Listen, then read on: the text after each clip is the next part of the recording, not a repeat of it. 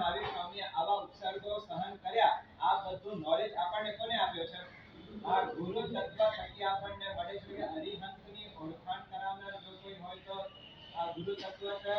અને અરિહંતે જે મોક્ષ માર્ગની સ્થાપના કરી છે એ મોક્ષ માર્ગ ઉપર આપણને કમાડનાર જો કોઈ હોય તો આ ગુરુ તત્વ છે. એટલે એટલા માટે તત્વત્રયની અંદર સેકન્ડ નંબરનો સ્થાન દેવ તત્વ પછી ગુરુ તત્વને આપવામાં આવેલો છે.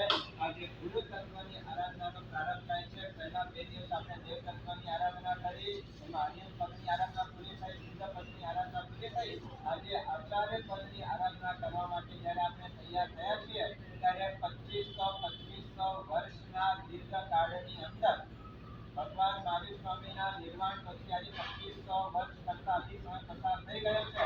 આવા દીર્ઘકાળની અંદર આ જૈન શાસન ઉપર કેટલી આપત્તિઓ આવી, આ જૈન શાસન ઉપર કેટલા ઝંઝાવાતો આવ્યા, આ જૈન શાસન ઉપર કેટલા ઉપસર્ગો આવ્યા. પણ આવી આપત્તિ, આવા ઝંઝાવાતો, આવા ઉપસર્ગ હોવા છતાં પણ 2500 વર્ષ પછી પણ અરિહંતના માર્ગને જીવંત રાખનાર જો કોઈ હોય, અરિહંતના મોક્ષ માર્ગને વહેતો રાખનાર જો કોઈ હોય અને અરિહંતના મોક્ષ માર્ગને આપણા સુધી પહોંચાડનાર જો કોઈ હોય તો તે આચાર્ય ભગવંતને કીધા છે.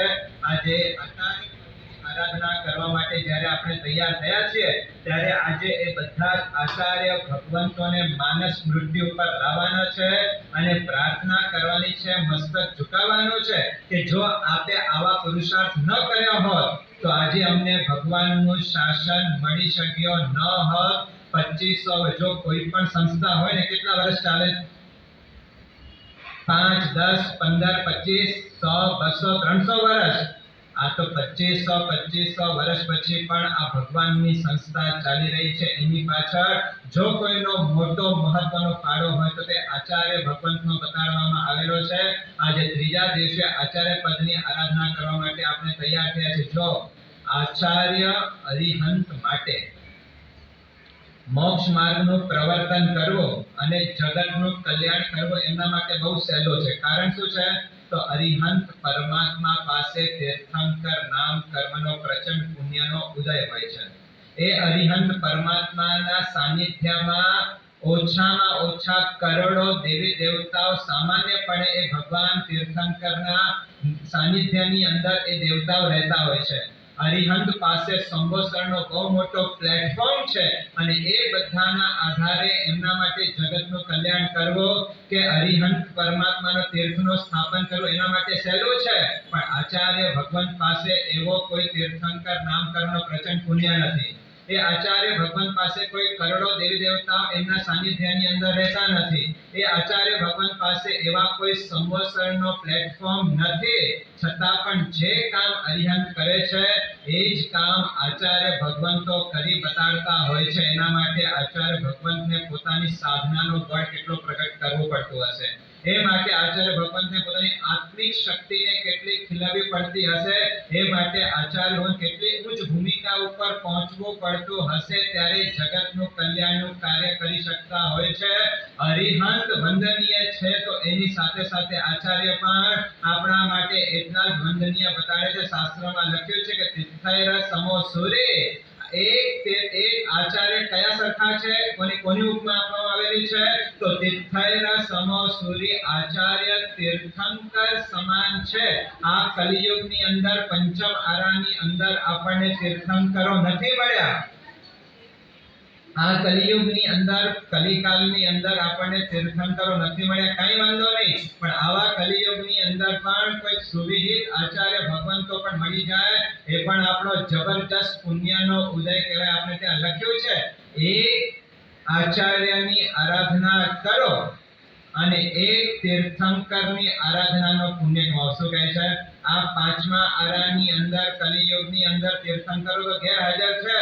તો તીર્થૈર સમો સૂર્ય, તીર્થંકર સમાન આચાર્યને શા માટે કહ્યું? ત્યાં લખ્યું છે કે આચાર્યો એ અરિહંતના પ્રતિનિધિ છે, માટે આચાર્યને તીર્થંકર તુલ્ય કયા છે. એક આચાર્યની ભક્તિ કરો તો એક તીર્થંકરની ભક્તિનો પુણ્ય કમાવો. અને એક આચાર્યની અવહેલના કરો અને એક તીર્થંકરની આશાતનાનો પાપ લલાટે લખાડો. ઇનામ અને સજ્જા બને મોટી બતાડવામાં આવેલી છે. તમે એક આચાર્ય ભગવંતની વૈયાવત ભક્તિ એના વચનો તહતી કરો, એનો અર્થ એ થયો કે તમે એક તીર્થંકરની વચનોની ભક્તિ તમે કરી છે. એક આચાર્યની અવહેલના તમે કરો એટલે એક તીર્થંકરની અવહેલનાનો પાપ તમારા આત્મા ઉપર લાગતો હોય છે. ગોશાળાએ તીર્થંકરની આશાદના કરી અનંત સંસાર એનો વધી ગયો. ભલે બીજા અત્યારે 12મા દેવલોકની અંદર છે, પણ અનંત સંસાર એને વધારી દીધો હતો. ભૂલે છો કે આપણા જીવનની અંદર આવી કોઈ આશાદનાના ભાગી આપણે ન બનીએ. એક આચાર્ય આ કલિયુગની સૂર્યત આચાર્ય મળી જાય એ આપણો જબરદસ્ત પુણ્યનો ઉદય કહેવાય. આજે આચાર્ય પદની આરાધના કરવાની છે. ભલે 9 પદની અંદર આચાર્ય પદને ત્રીજો સ્થાન આપ્યો છે, પણ પંચ પરમેષ્ઠીની અંદર આચરણ સ્થાન ક્યાં આપ્યું છે? હા, સેન્ટરમાં છે ને? હા, પંચ પરમેષ્ઠીની અંદર આચરણ સ્થાન ક્યાં છે? સેન્ટરમાં છે. 2 પદ ઉપર છે, 2 પદ નીચે છે. સેન્ટરની અંદર આચાર્ય ભગવંતને મૂકવામાં આવેલા છે.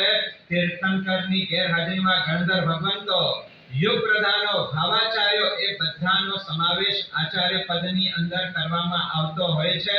તીર્થંકરની ગેરહાજરીમાં આચાર્ય તીર્થંકર તુલ્ય કયા છે? અને આપણે ત્યાં છે ને શાસ્ત્રની અંદર આચાર્યને રાજાની ઉપમા આપી છે. શેની ઉપમા આપેલી છે? આચાર્યો જીન શાસનના રાજાના સ્થાને છે. જેમ રાજાનો અનુશાસન પ્રજાએ સ્વીકારવું પડતું હોય છે, બરાબર છે ને? રાજા હોય એનું અનુશાસન પ્રજાને સ્વીકારવું પડતું હોય છે. તેવી જ રીતે અરિહંતનો અનુશાસન પણ ચતુર્વેદ સંઘને સ્વીકારવું પડતું હોય છે. અને અરિહંતની ગેરહાજરીમાં આચાર્યના અનુશાસન ચતુર્વેદ સંઘને સ્વીકારવાનું હોય છે. એવા આચાર્ય ભગવંતની આજે આરાધના કરવાની છે. તો આચાર્ય એટલે શું? આચાર્ય કોને કહેવાય? હા, આચાર્ય કયા? આચાર્ય તીર્થંકર તુલ્ય કહેવાય. જો અત્યારે છે ને ઘણા બધા પહેલા જમાનાની અંદર જે પાઠશાળાની અંદર કે ગુરુકુળની અંદર જ્યારે બાળકોને ભણાવવામાં આવતા હતા, એ સમયે એ પાઠશાળાના જે હેડ હોય એને શું કહેવાતું હતું? તો શું એ આચાર્ય તીર્થંકર તુલ્ય બની ગયા? હા, કયા આચાર્ય તીર્થંકર તુલ્ય છે? ઘણી વખત કેટલાક વ્યક્તિઓનો સરનેમ પણ આચાર્ય હોય છે, તો શું એ આચાર્ય તીર્થંકર તુલ્ય બની ગયા? આજે જે આચાર્ય પદની આરાધના કરવાની છે, આચાર્ય એટલે શું? આચાર્ય કેવા હોવા જોઈએ? જેની પાસે બહુ મોટો શિષ્ય પરિવાર હોય, શું એ આચાર્ય તીર્થંકર તુલ્ય છે? જેની પાસે બહુ મોટો ભક્તનો ટોળો હોય, શું એ આચાર્ય તીર્થંકર તુલ્ય બતાડ્યા છે? જેની પાછળ લાખો કરોડોનો ડોનેશન જેના પ્રભાવથી આવતો હોય, શું એ આચાર્ય તીર્થંકર તુલ્ય બતાડ્યા છે? જે બહુ પર્સનાલિટી વાળા હોય, જે બહુ સ્વરૂપવાન હોય, શું એ આચાર્ય તીર્થંકર તુલ્ય બતાડ્યા છે? જે બહુ પ્રભાવશાળી હોય, પ્રવચન પ્રભાવક હોય, શું એ આચાર્ય તીર્થંકર તુલ્ય બતાડ્યા છે? જે આગમના જ્ઞાતા હોય, શું એ આચાર્ય તીર્થંકર તુલ્ય બતાડ્યા છે? જો આ બધી ક્વોલિટીઝ, આ બધી યોગ્યતાઓ આચાર્યમાં હોવી જોઈએ કે એ આગમના જ્ઞાતા પણ હોવા જોઈએ, એ પ્રવચનની અંદર પ્રભાવકતા પણ હોવો જોઈએ, એ પર્સનાલિટી વાળા પણ હોવા જોઈએ, શિષ્ય પરિવાર વાળા પણ હોવા જોઈએ, ભક્તોનું ટોળું પણ હોવું જોઈએ. પણ એમાંથી કદાચ કોઈ ક્વોલિટીઝ નથી, એમાંથી કદાચ કોઈ યોગ્યતા એમનામાં દેખાતી નથી, છતાં પણ પંચાચારથી જેમનો જીવન પવિત્ર છે એ આચાર્ય તીર્થંકર તુલ્ય બતાડ્યા છે. આજે એ આચાર્ય પદની આરાધના કરવા માટે જ્યારે આપણે તૈયાર થયા છીએ, એમ તો આચાર્ય 36 ગુણ બતાડ્યા. કેટલા બતાડ્યા? એમ તો આચાર્ય 36 ગુણ બતાડ્યા. એનાથી આગળ આચાર્ય ગુણ કેટલા બતાડ્યા? તો 36 ગુણ્યા 36 કેટલા થાય? હા, પ્લસ નહીં, મલ્ટીપ્લાય કરવો છે. 36 ગુણ્યા 36 કેટલા થાય? લગભગ 1272 અથવા 1236 એવા કંઈ થાય. તો આટલા ગુણો આચાર્યને કીધા છે, પણ દરેકમાં કંઈ આ બધા ગુણો કદાચ ન પણ જોવા માટે મળે. પણ આજે જે આચાર્ય પદની આરાધના કરવાની છે, તો એના 3 મુખ્ય ગુણો બતાડ્યા છે. જો આ 3 ગુણ એમનામાં જોવા માટે મળે એ આચાર્ય આપણા માટે પરમ વંદનીય બની જતા હોય. સૌથી પહેલો ગુણ બતાવ્યું કે આપણે આ સિદ્ધ ચક્રની અંદર જે આચાર્ય પદનું પૂજન કરવામાં શું બોલીએ છીએ? ઓમ રીમ પંચાચાર પવિત્રેભ્ય શ્રી સૂર્યભ્યો નમઃ.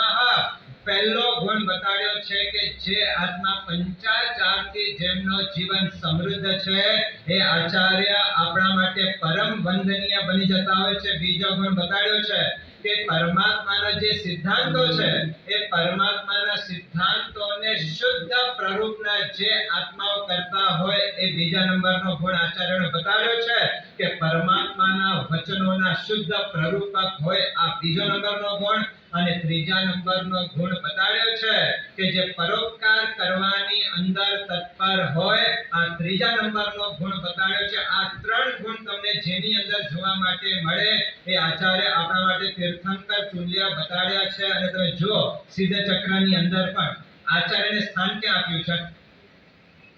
તમે જે પૂજન કરો છો એમાં આચાર્યનું સ્થાન ક્યાં છે? હા, અરિહંતની સૌથી નજીકમાં કોઈને સ્થાન આપવામાં આવ્યો હોય તો તે આચાર્ય ભગવંતને આપવામાં આવેલો છે. એ અરિહંત તો એમ કહે છે કે તમે અમારી બાજુમાં બેસો કારણ કે તમારે અમારો કામ તમારે કરવાનો છે. અરિહંતની હરોળમાં જેને બેસાડ્યા છે એવા આચાર્ય પદની આજે આરાધના કરવાની છે. આજે ઓમ રીમ નમો આયર્યાણમ બોલો ત્યારે આજે આચાર્ય ભગવાન તો આજે નજર સમક્ષ આવવા જોઈએ. કેવા કેવા મહાન આચાર્ય ભગવંતો જૈન શાસનની અંદર થઈ ગયા છે. આજે આર્યરક્ષિત સુરેશ્વરજી મહારાજા સાહેબને યાદ કરજો. આ વિજયચંદ્રજી ઉપાધ્યાય ભગવાન પોતાના જીવનની અંદર સાધુ ભાઈજાન કુમાર જેમને જયસંગ સુરી મહારાજા પાસે દીક્ષા ગ્રહણ કરી અને દીક્ષા લીધા પછી શાસ્ત્રનો અધ્યયન કરતા કરતા લખેલું હતું કે સિયોદગમના સેવીજા કે કાચો પાણી સાધુ ભગવંતોએ ઉપયોગ કરવો જોઈએ નહીં. એ વખતની અંદર એવો કોઈ સમય આવી ગયેલો હતો કે એ વખતે ક્યાંક આચાર્યોની અંદર ઢીલાસ આવી ગઈ અને આ શબ્દો વાંચીને પોતાના ગુરુ ભગવંતને કહે છે કે શાસ્ત્ર તો એમ કહે છે કે ભાઈ આ કાચો પાણીનો ઉપયોગ થવો ન જોઈએ પણ આપણે તો કાચો પાણીનો ઉપયોગ થાય છે તો આ યોગ્ય નથી.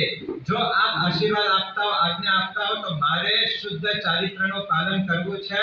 અને એ વખતે જયસંગ સુરી મહારાજે દિલથી આશીર્વાદ આપ્યા. મારા આશીર્વાદ છે જો સારું જીવન જીવો અને ત્યાંથી નીકળે. આવે એ જમાનાની અંદર કોઈ સુસ્તી ગોચરી મળતી નહોતી. એ જમાનાની અંદર કોઈ સુસ્તો પાણી મળતો નહોતો. ગામો ગામ વિચરણ કરતા કરતા ગામની અંદર જાય, પોતાની આત્મ સાધના કરે, પ્રવચન આપે, બપોરનો સમય થાય ગોચરી વરવા માટે જાય.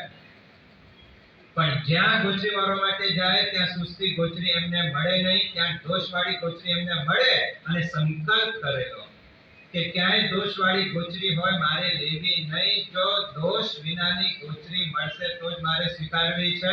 અને એમ કરતા વિચરણ કરતા કરતા જે એ આચાર્ય ભગવંતોને યાદ કરવાના છે. વિહાર કરતા કરતા પાવાગઢ તીર્થ ઉપર આવેલા છે અને પાવાગઢ તીર્થ ઉપર પોતાના આત્મ મસ્તીમાં કાયદેસર ધ્યાનની ભૂમિકા ઉપર પહોંચેલા છે. બપોરનો સમય થાય ગોચરી વરવા માટે જેમ મહાવીર સ્વામી પણ 180 ઉપવાસ કર્યા કે 175 ઉપવાસ કર્યા રોજ ગોચરી વરવા માટે તો જતા પણ સુસ્તી ગોચરી નહોતી મળતી તો ગોચરી વરાવતા નથી. અને એ આર્ય વિજયચંદ્ર નામના ઉપાધ્યાય ભગવાન પણ ગોચરી વરવા માટે નીકળે. ન મળે કાંઈ નહીં, કોઈ અફસોસ નહીં. જે સમય છે આત્મ સાધનાની અંદર પોતાનું જીવન વિતાવનારા પરમ શુદ્ધ સંવેગી સાધુ અને કાયોત્સર્ગ ધ્યાનની અંદર ઉભેલા છે. આજે એ મહાપુરુષને યાદ કરવાના છે.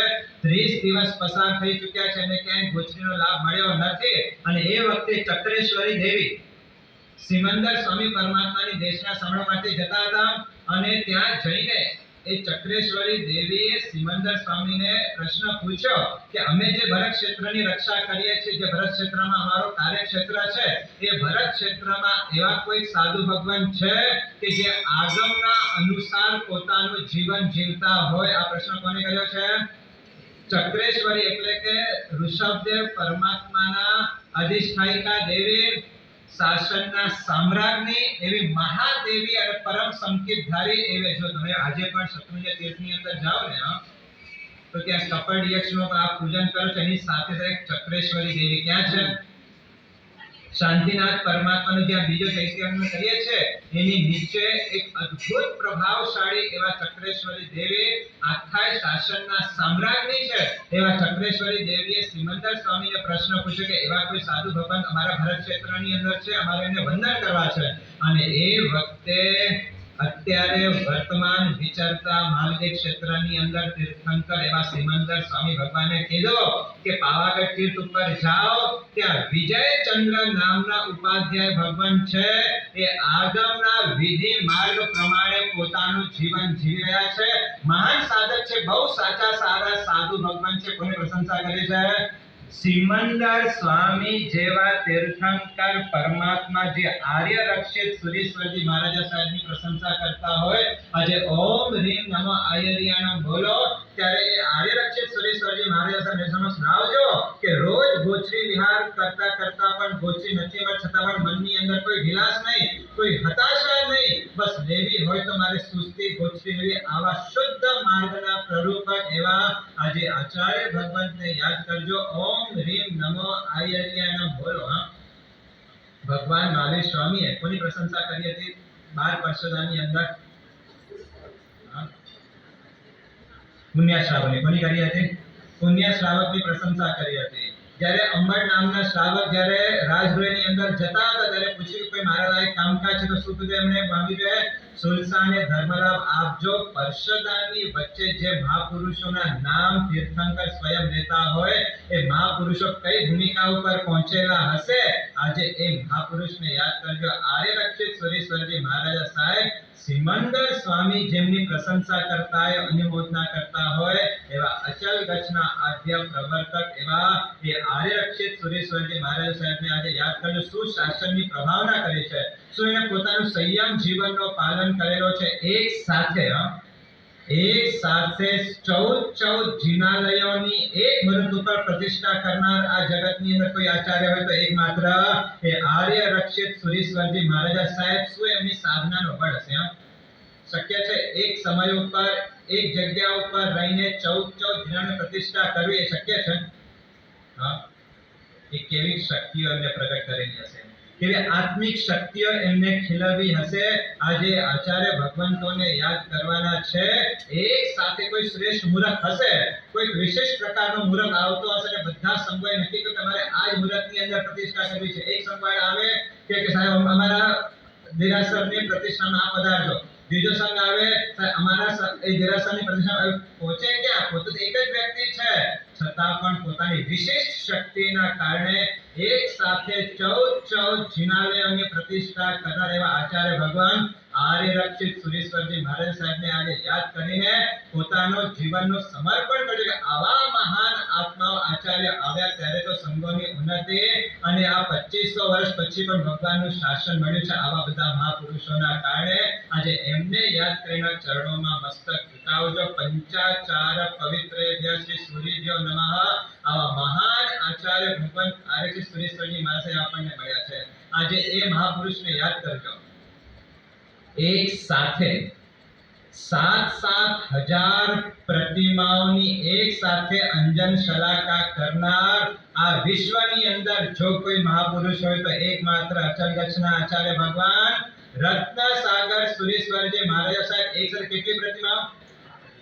કચ્છમાં જેટલી પણ પ્રતિમાઓ છે ને, જૂના જે પણ પરમાત્મા આપણને જોવા માટે એટલું જ નહીં, આ મુલુંડ વેસ્ટમાં જે વાસ્તુપૂજ્ય સ્વામી છે એની અંજન કોને કરી છે? રત્નસાગર સુરેશ્વરજી મહારાજા સાહેબ. સુવિધનાથની અંદર જાઓ, લાલબાગની અંદર, ત્યાં સુવિધનાથ પરમાત્માનો દેરાસર છે. હવે એમને 100 વર્ષ થવાના છે. જે તીર્થ સ્વરૂપ થવાનો છે એ સુવિધનાથ પરમાત્માની પણ અંજન કરનાર જો કોઈ મહાત્મા હોય તો રત્નસાગર સુરેશ્વરજી મહારાજ સાહેબ. આ ઇતિહાસ કોઈને ખબર નથી, આજે ત્યાં બહાર આવતો પણ નથી, પણ આ અચલ ગચ્છનો પરમ ઇતિહાસ, પરમ આવા સંવેગે સાધુ ભગવાન એક સાથે 7,000 પ્રતિમાઓની એક સાથે અંજન શલાકા કરાવનાર જો કોઈ આચાર્ય ભગવાન કોઈ તો આ જમાનાની અંદર એ આચાર્ય ભગવાન રત્નસાગર સુરેશ્વરજી મહારાજા સાહેબ. આવા મહાન કેશવજી નાયકનો જે બંડો કહેવાય પાલીતાણાની અંદર, એ પાલીતાણાની અંદર 7,000 પ્રતિમા. તમે વિચાર તો કરો.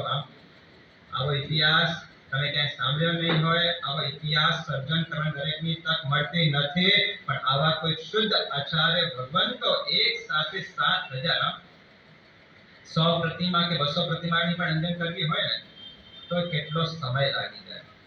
તો આ તો 7,000 પ્રતિમાઓની એક સાથે અંજન શલાકા કરાવવાનો લાભ લેનાર આવા મહાન આચાર્ય ભગવાન એવા એ રત્નસાગર સુરીશ્વરજી મહારાજા સાહેબ મોથારા ગામના, અત્યારે જે મોથારા ગામની અંદર પ્રતિષ્ઠા થઈ એ મોથારા ગામના રતનસિંહ સાવલા એ રત્નસાગર સુરી મહારાજા થયા અને પોતાના જીવનની અંદર આવા મહાન અદ્ભુત શાસનના કાર્યો જેમને કરેલા છે એ રત્નસાગર સુરીશ્વરજી મહારાજા સાહેબને આજે યાદ કરજો. આજે જેની જન્મતિથિ છે, કોની છે આજે? જયસિંહ સુરીશ્વરજી મહારાજા સાહેબ. એની જ્ઞાન પ્રકાર કોને ખ્યાલ છે? જો આપણા આચાર્ય દર્શના કેવા કેવા આચાર્ય થાય છે આપણને એની કોઈ ખબર જ નથી. આ કોઈ મહિમા ખબર નથી, કોઈ ઇતિહાસ નથી, કોઈ ગૌરવ આપણું હૃદય ભરાતું નથી. કેવા કેવા આચાર્ય ભગવંતો આપણા કચ્છની અંદર થઈ ગયેલા છે. જયસિંહ સુરીશ્વરજી મહારાજા સાહેબ માટે એમ કહેવાય છે કે 3 વર્ષની અંદર 3.5 કરોડ શ્લોકોનો અધ્યયન કરવાનો અદ્ભુત જ્ઞાન પ્રતિભા જ્યાં જોવા માટે મળે એવા આચાર્ય ભગવાન જયસિંહ સુરી. કેટલા 3 વર્ષમાં કેટલા શ્લોક? રોજના કેટલા થયા? લગભગ 27,000. કેટલા? 27,000 શ્લોકોનો રોજ અધ્યયન કરવાની અદ્ભુત પ્રતિભા જે મહાપુરુષોને મળેલી છે. આજે જેની જન્મતિથિ છે એવા જયસિંહ સુરીશ્વરજી મહારાજા સાહેબને આજે યાદ કરજો. પોતાનું સંપૂર્ણ જીવન જેને જ્ઞાન સાધનાની અંદર ખર્ચી નાખ્યો. 3.5 કરોડ શ્લોક કહેવાય કોને? 3.5 કરોડ પૈસા કમાવા હોય ને તોય તમારો દમ નીકળી જાય છે. આ 3.5 કરોડ શ્લોક 3 વર્ષની અંદર પૂરા કરવા કઈ અદ્ભુત મસ્તી એમને ધ્યાન સાધનાની હશે. આવા મહાન આજે ઓમ રીમ નમો અયરિયાના મૂર્ત આવા મહાપુરુષોને યાદ કરજો. પંચાચારથી જેમનો જીવન પવિત્ર છે એમાં સૌથી પહેલો કયો આચાર છે?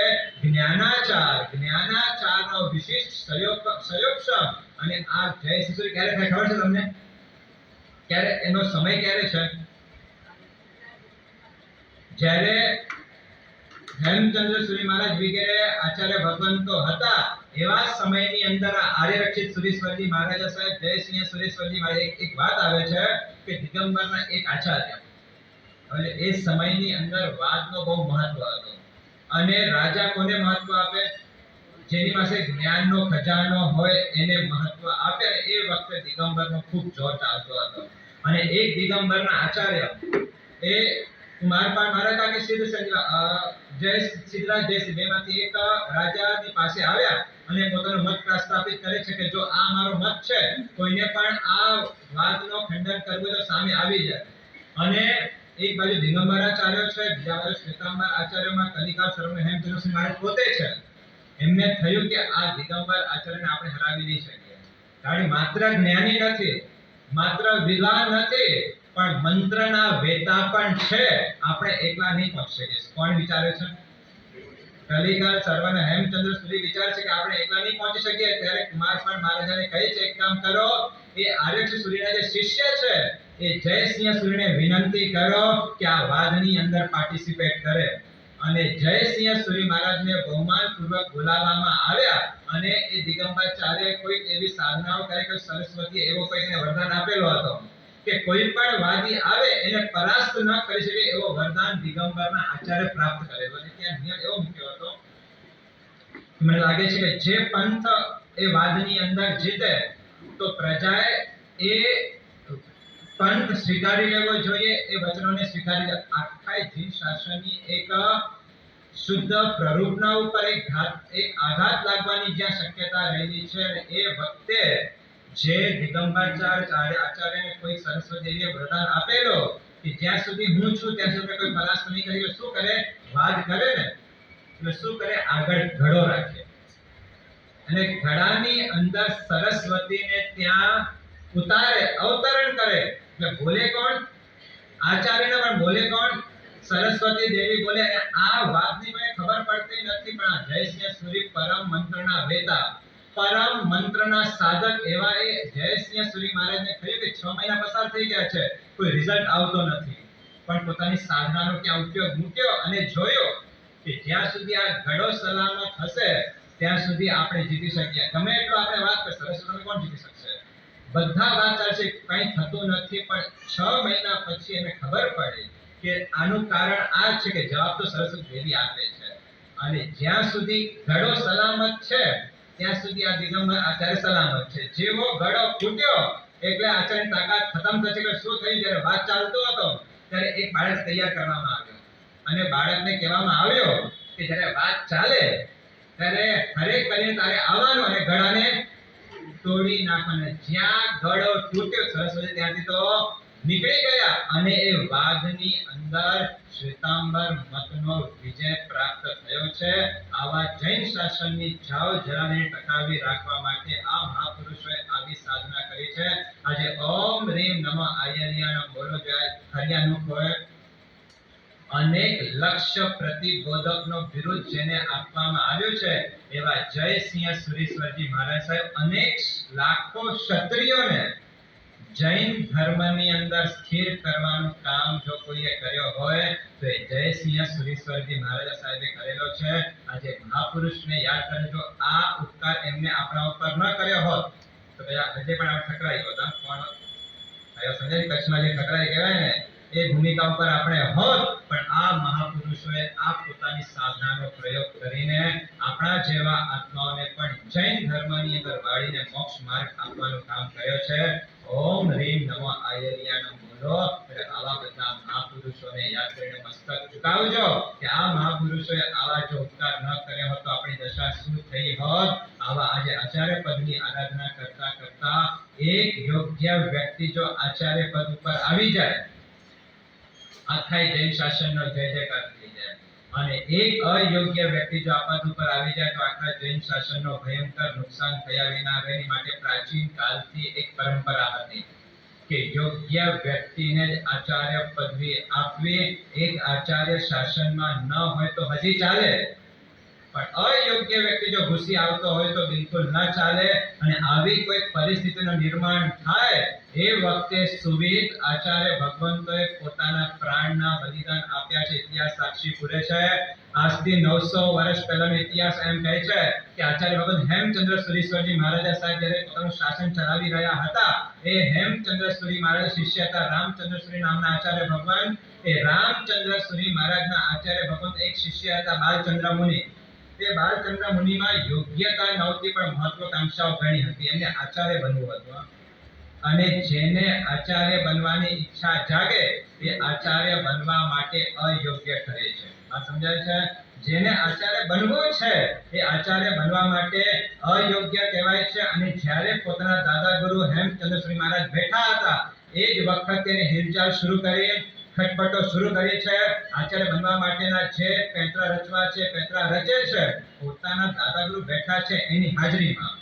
અને હેમચંદ્ર સુરી મહારાજ વિચાર કરે છે કે આ બરાબર થતો નથી, વાક પટુતા છે, જબરદસ્ત વાક છટા છે, એટલે કંઈ પણ રીતે રોકવું તો પડશે. એટલે હેમચંદ્ર સુરી મહારાજ પોતાના જીવનના અંતિમ સમય પસાર કરી રહ્યા છે એ વખતે પોતાના શિષ્ય રામચંદ્ર સુરી મહારાજને બોલાવે છે અને રામચંદ્ર સુરી મહારાજને કહે છે કે જો ગમે તે થાય પણ બાલચંદ્રને આચાર્ય બનાવવાની ભૂલ કરશો નહીં. જે પરિણામ ભોગવવું પડે પરિણામ ભોગવી લેજો, પણ ભૂલે ચૂકે આવા બાલચંદ્રને આચાર્ય પદ આપવાની ભૂલ કરતા નહીં. આ આજ્ઞા કરીને હેમચંદ્ર સુરી મહારાજ જે કંઈ એમને આમનાઓ આપવાની હશે, જે સાધનાઓ આપવાની હશે, સાધનાઓ આપીને હેમચંદ્ર સુરી મહારાજનો કાલ ધર્મ થઈ ગયો. હેમચંદ્ર સુરી મહારાજનો કાલ ધર્મ થયો એટલે રામચંદ્ર સુરી મહારાજ આચાર્ય પદ ઉપર આવ્યા. અને આચાર્ય પદ ઉપર આવ્યા પછી બાલચંદ્ર મુનિએ પોતાના ખેલ શરૂ કર્યા. ભક્તોની ચડામણી કરી. આચાર્ય રામચંદ્ર સુરી મહારાજને કહે છે મને આચાર્ય પદવી આપો. ત્યારે આચાર્ય ભગવાન કહે છે કે ભાઈ આ કોઈ ભાજી મૂળો નથી કે તમે માંગો હું તમને આપી દઉં. આ કોઈ રમકડો નથી કે તમે માંગો હું તમને આપી દઉં. આચાર્ય મારા ગુરુ ભગવાન હેમચંદ્ર સુરી મહારાજે આચાર્ય પદવી આપવાની ના પાડી છે કે હું તમને આચાર્ય પદવી નહીં આપું. મક્કમતા સાથે જવાબ આપે છે. હવે થોડોક સમય ગયો. અજયપાળ એ રાજગાદી ઉપર આવેલા હતા. જો કુમારપાળનો ખૂન કોને કર્યો? અજયપાળે. અને આવો અજયપાળ આજે આ પાટણની રાજગાદી ઉપર આવેલો છે અને બાલચંદ્રને પણ શું જોઈએ છે? આચાર્ય પદવી જોઈએ છે. અને આચાર્ય ભગવાન તો તૈયાર નથી, તો કરવું શું? હવે એક જ ઉપાય છે કે રાજા તરફથી જો પ્રેશર આવે તો કામ થઈ શકે. એટલે બાલચંદ્ર શું કરે છે? અજયપાળની પ્રશંસા કરે છે, ખુશામત કરે છે. વાક ચાતુર્યતા હતી, વાક પટુતા હતી, એના કારણે અજયપાળ એટલો પ્રભાવિત થયો અને પ્રભાવિત થઈને એ અજયપાળ આચાર્ય ભગવંત રામચંદ્ર શ્રી મહારાજ પાસે આવે છે અને કહે છે કે બાલચંદ્ર એટલા વિદ્વાન છે, તમે એને આચાર્ય પદવી આપો. એક વખત, બે વખત, ત્રણ વખત વિનંતી કરી પણ આચાર્ય ભગવાન કઈ દાદ આપતા નથી. એક વખત કર્યો રાજાનો અને આચાર્ય ભગવાન પાસે રાજા આવે છે અને કહે છે કે શું વિચાર કર્યો છે? મેં તમને કીધો હતો કે બાલચંદ્રને તમારે આચાર્ય પદવી આપવી પડે, શું વિચાર કર્યો છે? ત્યારે રામચંદ્રજી મહારાજ કહે છે મારે વિચાર કરવાનો છે જ નહીં, વિચાર તો પહેલેથી જ થયેલો છે કે મારે આચાર્ય પદવી આપવી નથી, પણ રાજ સત્તા તમને કહે છે કે તમારે આચાર્ય પદવી આપવી પડશે. ત્યારે રામચંદ્રજી મહારાજ કહે છે કે રાજ આજ્ઞા કરતા મારા માટે ગુરુની આજ્ઞા મહત્વની છે અને ગુરુએ કીધું છે કે આ અયોગ્ય સાધુને આચાર્ય પદવી નહીં આપતા. એટલે ગમે તે થઈ જાય, હું આચાર્ય પદવી આપવાનો નથી. આટલા હજારો વર્ષથી ચાલી આવતી જે ભવ્ય પરંપરા છે, એ ભવ્ય પરંપરામાં એક અયોગ્ય વ્યક્તિ જો ઘૂસી આવશે, આખી પરંપરાને નુકસાન પહોંચાડશે. માટે આચાર્ય પદવી આપવાનો નથી. બહુ ફોર્સ કર્યો, જ્યારે માનવા માટે તૈયાર ન થયા ત્યારે એક દિવસ એ રામચંદ્ર શ્રી મહારાજને અજયપાળ પોતાના રાજમહેલની અંદર લઈ જાય છે અને રાજમહેલના નીચા ભોયરાની અંદર બેસમેન્ટમાં મોટા મોટા કડાયાઓ મૂકવામાં આવ્યા હતા. મોટા મોટા તેલના કડાયાઓ ખદબદ થઈ રહ્યા છે. નીચે લઈ જાઓ, જોઈ લો, આ ચૂલાઓ જોઈ લો, આ ધગધગતા તેલના કડાયાઓ જોઈ લો.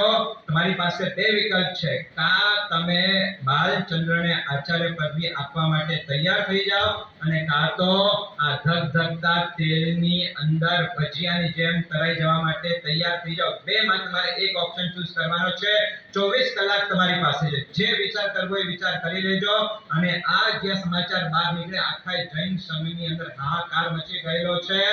સંઘે ખૂબ વિનંતી કરી રાજાને કે આ રીતે ન કરાય, પણ આ તો રાજાને વાંદરા રાજાના મગજમાં એક વખત જે ગુસ્સો ભરાઈ જાય પછી નીકળે નહીં. રાજા છે મારે કઈ સાંભળવું નથી. 24 કલાક પૂરા થયા એટલે વળી પાછો રામચંદ્ર સૂરી મહારાજ પાસે જાય છે કે શું વિચાર કર્યો છે? વિચાર મારો પાકો છે, એમાં કોઈ ફેરફાર નથી, ચાલો મારી સાથે.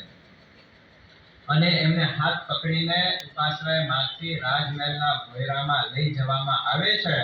ત્યાં મોટા મોટા ધગધગતા તેલના કડાયાઓ ખદબદી રહ્યા હતા. જો હજી પણ વિચાર કરી લો, જો નહીં માનો તો તમારે આ તેલની અંદર કૂદી જવો પડશે. હજી વિચાર કરી લો. આ રાજાને એમ હતું કે કદાચ આ દ્રશ્ય જોઈને આચાર્ય ભગવાન ડગાઈ જશે, ડરી જશે, ભયભીત થઈ જશે, કદાચ આચાર્ય પદ આપવા માટે તૈયાર થઈ જશે. આ ધગધગતા તેલના કડાયા જોઈને પણ આચાર્ય ભગવાન કહે છે કે એમાં કોઈ ફેરફાર નહીં થાય, બાલચંદ્રને આચાર્ય પદવી નહીં આપો તો પછી કૂદવા માટે તૈયાર થઈ જાઓ. અને એ વખતે રામચંદ્ર શ્રીશ્વરજી મહારાજા સાહેબ અરિહંત પરમાત્માને યાદ કરે છે, અરિહંત પરમાત્માનું શરણું લે છે, હૃદયથી પરમાત્માને પ્રાર્થના કરે છે. આ બાજુ હેમચંદ્ર સૂરી જે ગુરુ ભગવાન છે એમને યાદ કરે છે, ગુરુદેવ આજે આપની આજ્ઞા ખાતર આજે કસોટીનો સમય મારી પાસે આવ્યો છે. ક્યાંય વેદના મારી સમાધિને ખંડિત ન કરી નાખે, બસ એટલા આશીર્વાદ આપો મને, બીજું કઈ જોઈતો નથી. બસ આપને આશીર્વાદ, આપના દિવ્ય આશીષ મારા ઉપર વરસાવ કે મારી આ સમાધિ ખંડિત ન થાય. સમાધિ ખંડિત થશે તો મારો આવતો ભાવ બગડશે, મારી દુર્ગતિ થશે. મારે દુર્ગતિમાં નથી જવું, મારે સદગતિ પ્રાપ્ત કરવી છે.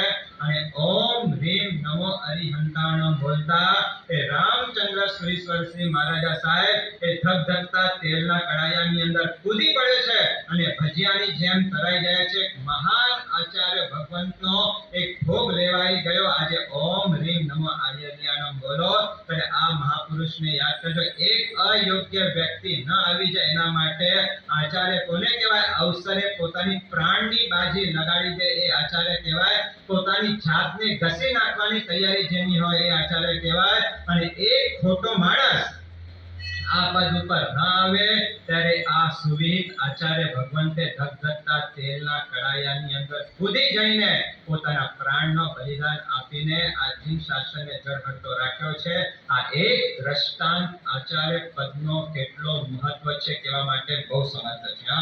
એક આચાર્ય ભગવંત આ ખોટો માણસ ન આવે એના માટે વ્યક્તિ પોતાના પ્રાણ આપી શકતા હોય એ આચાર્ય પદનો કેટલો મહત્વ હશે. આજે ઓમ રીમ નમો આયર્યાણમ બોલો.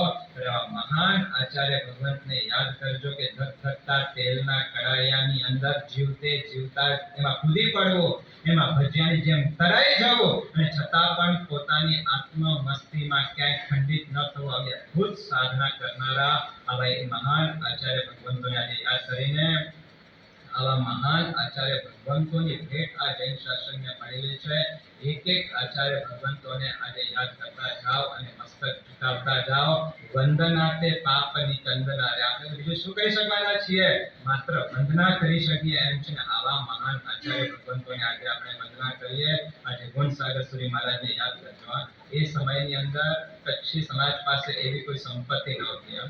આજે જે પણ 70-80 ઉપાશ્રય થઈ ગયા છે એમાં લગભગ 45 થી 40 ઉપાશ્રયનો નિર્માણની પ્રેરણા આપનાર જો કોઈ હોય તો કોણ હતા?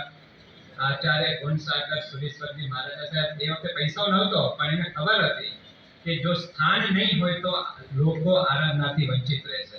બધા ગામડાઓથી મુંબઈમાં આજીવિકા માટે આવ્યા છે અને જો એમને સ્થાન નહીં મળે ધર્મ કરવાનો તો એ લોકો ધર્મથી વંચિત થશે, લોકોની દુર્ગતિ થશે. એનાથી મારે બચાવવું છે. તો શું કરે? સંપત્તિ ન હોય શું કરે? એ આચાર્ય સવારના 5 વાગે કોઈના ઘરે ચાલ્યા જાય. આપણે એ વખતે લોકો પણ કહેતા કે આચાર્ય મંદિર લઈને આવ્યા. શું કહેતા? માંગવા માટે આવ્યા છે. પણ ઘરોઘર જઈને એ વખતે 1000 રૂપિયા પણ નહોતા મળતા. 1000 પણ લોકોને આપવા માટે ભારે પડતા. એટલી સમૃદ્ધિ નહોતી, એટલી શક્તિ નહોતી.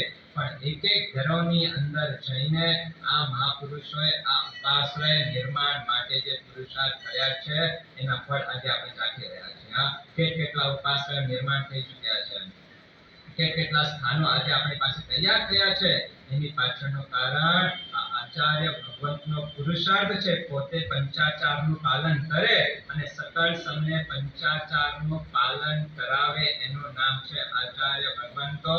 કેટલા લોકો ગમે તે કહેતા હોય, ગમે તે બોલતા હોય, પણ બધું જ સાંભળીને પણ આખરી ચિંતા કોની? સંઘની ચિંતા, આખર શાસનની ચિંતા. અને એના માટે જે કઈ અપમાનો થાય, અપમાનો સહન કરીને પણ પોતાનું કાર્યને ચાલુ રાખનારા એવા આચાર્ય ભગવાન ગુણસાગર સુરીશ્વરજી મહારાજ સાહેબને આજે યાદ કરી લેજો. કેવા અદ્ભુત સાધક વ્યક્તિ થઈ ગયા. એમ કહેવાય છે કે મહાકાલી દેવી એમને બહુ સહાયક હતા. આપ સૌને ખ્યાલ હશે સમય શિખરનો સંઘ આટલા વર્ષોમાં આ પરાક્રમ અને આ વિક્રમ કોઈ સજી શક્યો નથી. હજારો વ્યક્તિઓ સાથે મુંબઈથી છરી પાડતો સંઘ સમય શિખરનો કાઢવો. 6 મહિના એ સંઘ ચાલે અને એમાં કઈક એવા એરિયાઓ આવે, કઈક એવા નબળા વ્યક્તિઓ આવે, એની વચ્ચે સંઘ પસાર કરવો અને છતાંય સંઘને ઊની આંચ ન આવે. આ તાકાત, આ ભક્તિ ધરાવનારા એવા આચાર્ય ભગવાન ગુણસાગર સુરીશ્વરજી મહારાજ સાહેબને યાદ કરજો. ચંબલના ખીણના ડાકુઓ શું કરે? લોકોને લૂંટી લેવાનું કામ કરે. પણ આ આચાર્ય ભગવંતનો પ્રભાવ જોઈને એ લૂંટારાઓ રક્ષક બની ગયા. શું બની ગયા? એ લૂંટારાઓ રક્ષક બની ગયા. સાહેબ ચિંતા કરશો નહીં. આ ચંબલની ખીણમાં એક વ્યક્તિ પણ એક સિક્કો પણ લૂંટી નહીં શકે. અમે બેઠા છીએ. આવો અદ્ભુત પ્રભાવ પાથરનાર, લૂંટારાઓને રક્ષક બનાવવાની તાકાત ધરાવનાર એવા આચાર્ય ભગવાન ગુણસાગર સુરીશ્વરજી મહારાજ સાહેબને યાદ કરજો. કેવા મહાપુરુષો આપણા આ જૈન શાસનની અંદર થઈ ગયા છે. લોહી પાણી એક કરીને પણ સતત આપણે નમો સૂરી રાજા સદા તત્વ તાજા. સૂર્યરાજ કેવા હોય? હંમેશા તત્વથી હંમેશા તાજા રહેનારા એવા આચાર્ય ભગવંતોને આજે નમસ્કાર કરવાના છે. એક એક આચાર્ય ભગવંત. જો સંઘ કોને કહેવાય? સંઘનો અર્થ શું થાય? તો ત્યાં વાક્ય લખી છે સાયર્ય સંઘો. શું લખ્યો છે? સાયર્ય સંઘો. જેમાં આચાર્ય મુખ્યતા વાળા હોય એને સંઘ કહેવાય. જેમાં આચાર્ય મુખ્યતા વાળા હોય એને સંઘ કહેવાય. સંઘના માથે કોણ હોય? આજે શું કહેવાય માતા છે? 25મો તીર્થંકર આવ્યો. કયા? બધા તીર્થંકર થઈ ગયા. હું તમને પૂછું, કયો સંઘ તીર્થંકર છે? મુંબઈનો સંઘ તીર્થંકર છે, કચ્છનો સંઘ તીર્થંકર છે કે સૌરાષ્ટ્ર? કયો સંઘ તીર્થંકર કહેવાય? આજે બધા હાલી નીકળ્યા ત્યાં એવા તીર્થંકર છે. જે સંઘની અંદર હેડ ઉપર જે આચાર્ય હોય એ ચતુર્વિધ સંઘ એ તીર્થંકર કહેવાય. માટે કોઈ એક સંઘ નથી, કોઈ પર્ટિક્યુલર સંઘ એ તીર્થંકર નથી. પણ તીર્થંકર કોને કહેવાય? તીર્થંકર જે દેશના આપે તો નમસ્કાર કોને કરે? ચતુર્વિધ સંઘને. ઓમ નમો તીર્થસ્થ કહીને પછી દેશનાનો પ્રારંભ કરે તો આ વિશ્વની અંદર જેમ રાજા પ્રજાનો અનુશાસન કરે તેમ જૈન શાસનની અંદર આચાર્યો એ રાજા સમાન છે. એના હાથ નીચે સંઘો કામ કરતા હોય છે. આજે ઓમ હ્રીમ નમો આચાર્યના બોલીએ એટલે આ બધા મહાપુરુષોને યાદ કરીને આપણે તો બીજું કશું જ નહીં, માત્ર ભાવપૂર્વકના વંદના પણ જો કરતા આવડી જશે તો કઈ કેટલા કર્મોની નિકંદના, કર્મોની નિજરા આપણી વંદના કરી નાખશે. મહાન આચાર્ય ભગવંતો અત્યારે ગુણોદય સાગર શ્રીશ્વરજી મહારાજા સાહેબ 54 વર્ષી તપની ભવ્ય આરાધના, જેનો પુણ્ય પ્રભાવ, જેની પર્સનાલિટી બેઠા હોય તો પણ લોકોના કાર્યો સિદ્ધ થઈ શકતા હતા એવા મહાન આચાર્ય 54 વર્ષી તપ કોને કહેવાય?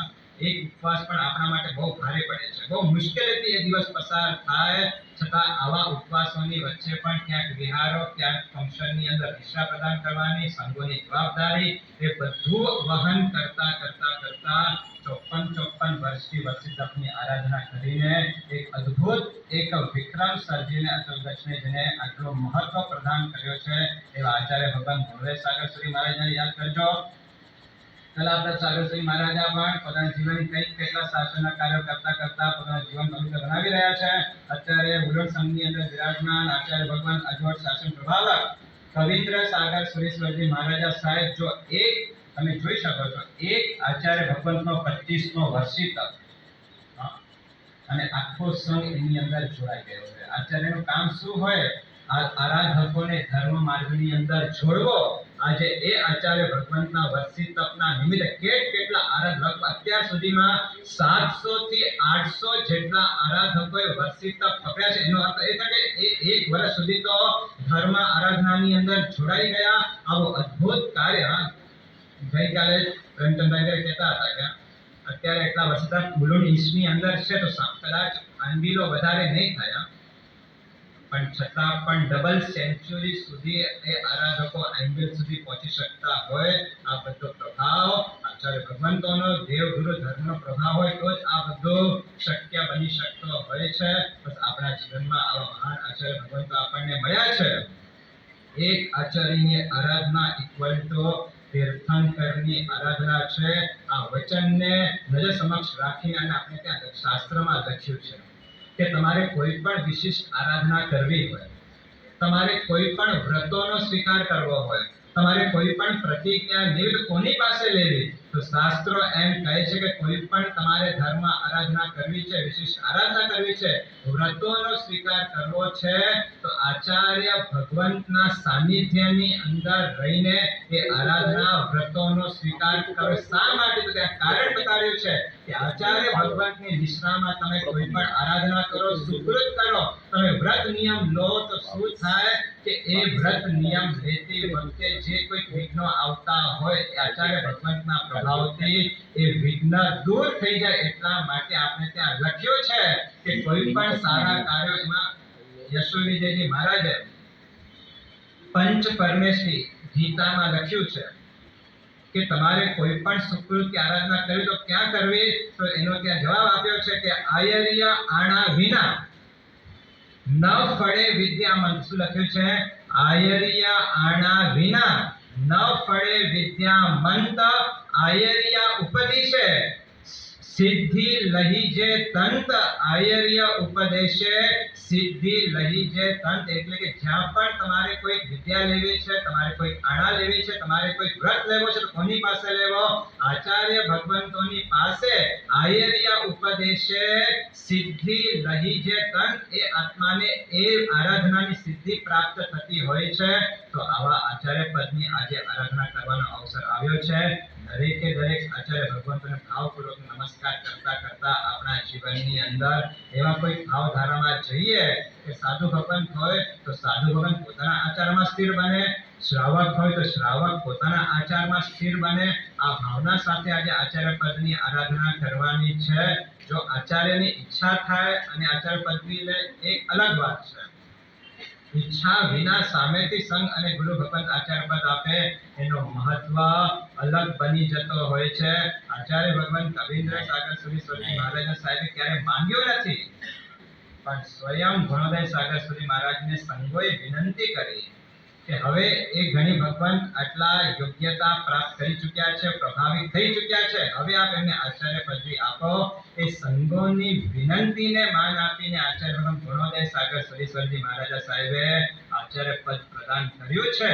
તો આવા નિર્મલ વ્યક્તિ જ્યારે આપણી પાસે મળ્યા છે, બધા જ આચાર્ય ભગવંતોને આપણે ભાવપૂર્વક નમસ્કાર કરીને આવા આચાર્ય ભગવંતો અમારી ઉપર કૃપા વરસાવો અને અમારા જીવનનું કલ્યાણ આરાધો, સાધો, અમારે આગળ વધારો, પરોપકાર જે કરે એ આચાર્ય ભગવંત કહેવાય. તો આચાર્ય ભગવંતના જે પરિચયમાં આવે એ આરાધકો મોક્ષ માર્ગની અંદર પ્રગતિ સાધે એવી ચિંતા કરનાર જે હોય તે આચાર્ય ભગવંતો કહેવાય છે.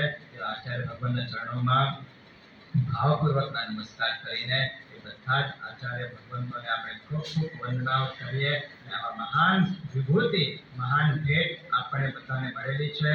એક એક વ્યક્તિને માનસ પટ ઉપર લાવીને આપણે હૃદયથી અહોભાવથી એમને મસ્તક ઝુકાવીએ એવી મંગલ શુભ ભાવના સાથે. મુલુંડની અંદર પણ અત્યારે 131-32 નામો